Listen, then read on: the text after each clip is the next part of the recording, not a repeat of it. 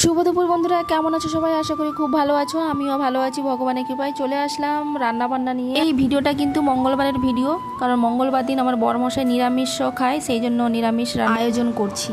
প্রথমে আমি মসুর ডাল ভিজিয়ে দিয়েছি, তারপরে সবজি কাটতে লেগে গেছি। এটা হচ্ছে শোল্লা, আমি তো বলি বা আমাদের বাড়িতে সবাই বলে শোল্লা বলে। তোমরা কি নামে এই জিনিসটাকে বলো সেটা কমেন্টসে জানিও। তো এই শোল্লাটাকে আমি চেঁচে চেঁচে ওর ছালটাকে তুলে দিচ্ছি, সবুজ ছালটাকে তুলে তারপরে আমি সুন্দর করে কুচি কুচি করে কেটে নেব। আমি কিন্তু অত সবজি খেতে পছন্দ করি না, মাছ আলু ঝোলই হয়ে গেলে এনাফ। আর বেশি কিছু রান্না করতে পছন্দও করি না, আর খেতেও ভালোবাসি না। কারণ এত গরম পড়েছে যে এই গরমে রান্নাঘরে ঢুকে থাকাও বিরক্তকর ব্যাপার, ঘেমে একাকার কাণ্ড। তোমরা তো যারা প্রতিদিন রান্না করো তোমরা তো জানো তোমাদের অবস্থাটা কি হয়। তো সেই জন্য বেশি রান্না করতে আমার একদমই ভালো লাগে না। আমিও এত বেশি খেতেও পছন্দ করি না। এই একটা তরকারি হবে বা দুটো তরকারি হবে, মাছের ঝোল বা ঝাল হবে, বা একটা শাক তরকারি বা ঘন্ট ফন্ট হয়ে গেল, ব্যাস এনাফ। আর আমি বেশি কিছু করতে চাই না। তো আমার শোল্লাটা কাটা হয়ে গেছে, এদিকে আমি পেঁয়াজ কেটে নিচ্ছি। সসপ্যানটা আমি ওভেনে বসিয়ে দিয়েছি, তেল দিয়ে দিলাম, পাঁচফোড়ন দিলাম, পেঁয়াজ দিলাম, তারপরে কাঁচা লঙ্কা দিয়ে দিলাম। পেঁয়াজটা একটু ভাজা ভাজা মতো হয়ে আসলে আমি শোল্লাগুলো ধুয়ে পরিষ্কার করে নিয়েছি, সেগুলো ঢেলে দিলাম। দেওয়ার পরে সামান্য লবণ হলুদ দিয়ে নাড়াচাড়া করব।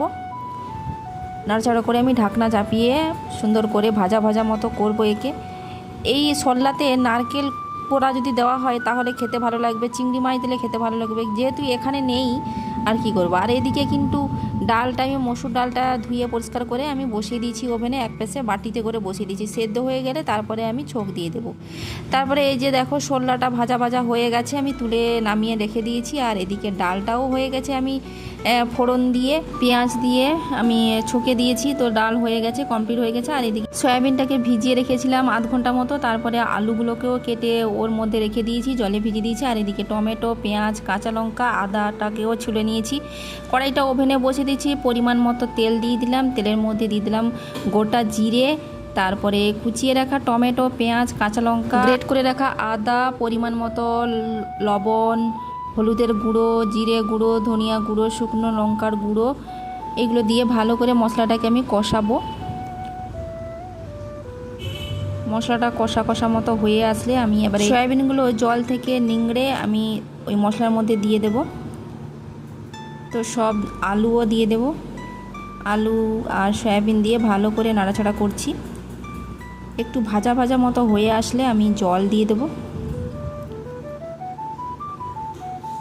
পরিমাণ মতো জলটা দেব যাতে আলুটা সেদ্ধ হয়ে যায়।